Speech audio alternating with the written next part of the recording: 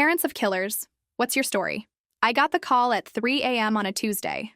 Mrs. Chen, this is Detective Martinez. Your son David has been arrested for vehicular manslaughter. The words didn't make sense at first. David was 19, a good kid, honor roll student heading to college in the fall. He'd borrowed my car to go to a friend's house that night. The detective explained that David had been drinking and hit another car head-on, killing a 34-year-old mother of two instantly. In one moment, my son became a killer, and I became the mother of a killer.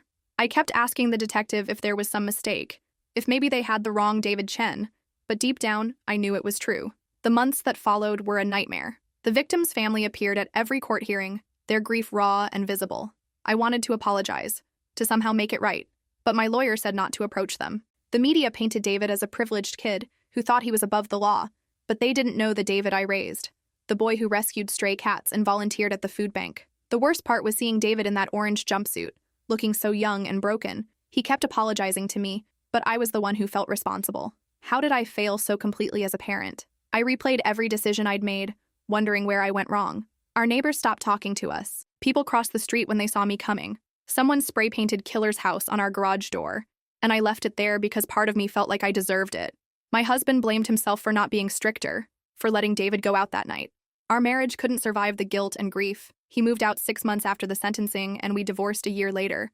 David's younger sister started cutting herself and had to be hospitalized. Our entire family was destroyed by one night of poor judgment.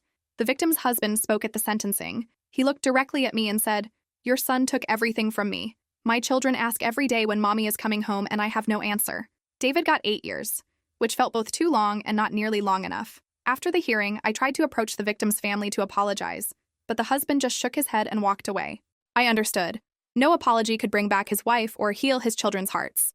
My apology felt selfish, more about easing my own guilt than helping them. David writes me letters from prison every week. He's taking addiction counseling and working toward his GED. He tells me he thinks about the woman he killed every single day, that her face haunts his dreams. I visit him once a month, and each time he looks more like a man and less like the boy I raised. He's planning to dedicate his life to drunk driving prevention when he gets out, but that feels like such a small gesture compared to the magnitude of what he took away. Some days I wonder if the world would be better if he died in that crash instead. People ask me how I can still love a son who killed someone. The answer is complicated. I love the boy he was. I'm heartbroken by the man he became, and I'm terrified of the future he has to live with. Every day I think about that mother who will never see her children grow up because of a choice my son made. I started volunteering with MAD and speaking at high schools, hoping that sharing our story might prevent another family from going through this hell.